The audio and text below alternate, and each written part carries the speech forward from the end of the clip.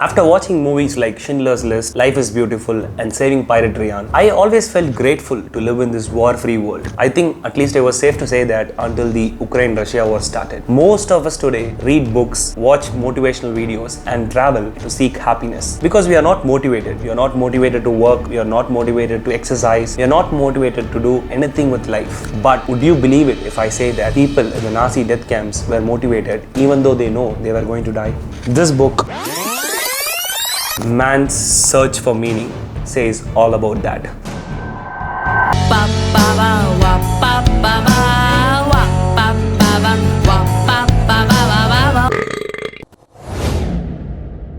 Man's Search for Meaning has become one of the most influential books of all time in America, and it continues to inspire us all to have a meaning in life. The book starts with a quote from Nietzsche that says that he who has a why to live for would bear any how, and from there on, this particular quote would be resonated in all the sentences in this book. So the first half of this book is about the psychology of the prisoners and also prison guards, who are easily the most cynical and saddest people ever alive on this earth. And in the second half of this book, the author, Victor, who is also a psychiatrist, has developed a concept called logotherapy. And according to logotherapy, any human who has a meaning in his life would only stay motivated in his life. And this is the crux of it.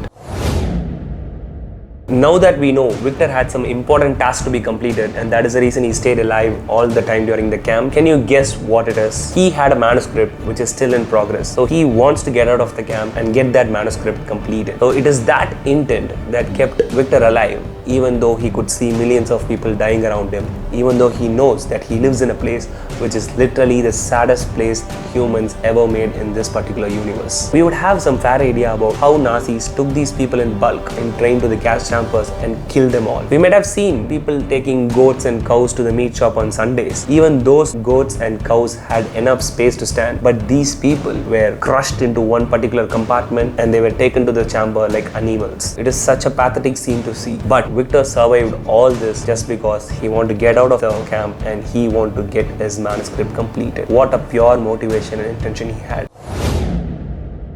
No man should judge others unless they put themselves in that situation and think what would they have done. The prison guards could be cruel, but what if they were forced to do by the higher officials? What if they didn't have any other options? So when you no longer have the ability to change the situation, you can change yourself, the way you think and your attitude. In some way or other, suffering ceases to be suffering when you find the right meaning to it. The meaning could be sacrifice for the people you love or for any passion that you have. Everything, literally everything can be taken from a man.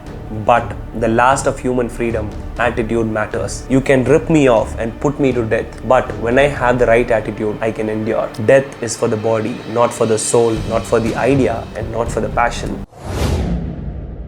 After all, man is the being who invented the gas chamber, and man is also the being who went into the gas chamber with some God's prayer on their lips and finally got killed. Can you imagine the insane extremities of these humans? No dream, no matter how horrible it is as bad as the reality in the death camps. One day Victor woke up from a very worst nightmare, but he said that he still feels relaxed because the reality in the concentration camps were much worse and terrible than all the nightmares combined. And it is funny to see that till date, the idea of fascism is still prevalent across many parts of the world. To rule or suppress a mass population in the name of religion, caste, or race is what fascism is and is what Hitler did.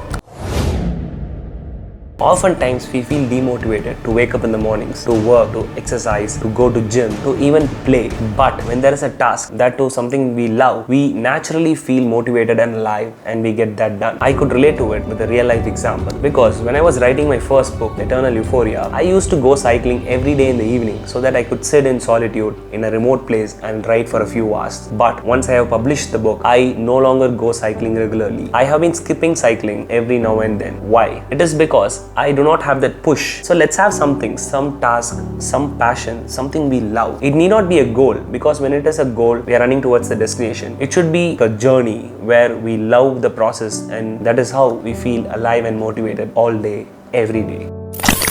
As we all think, we are not in the pursuit of happiness. We are all just searching for the reasons to be happy. So let's stop looking for happiness and accept reality so that we can live in peace with ourselves forever and ever and ever and ever and ever.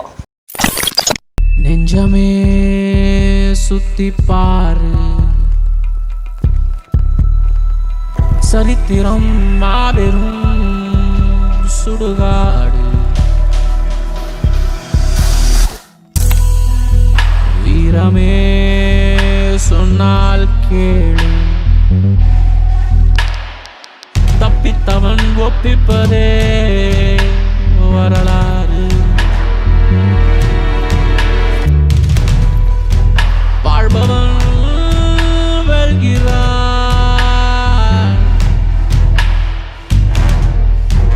வென்றவன் கதை சொல்கிறான்.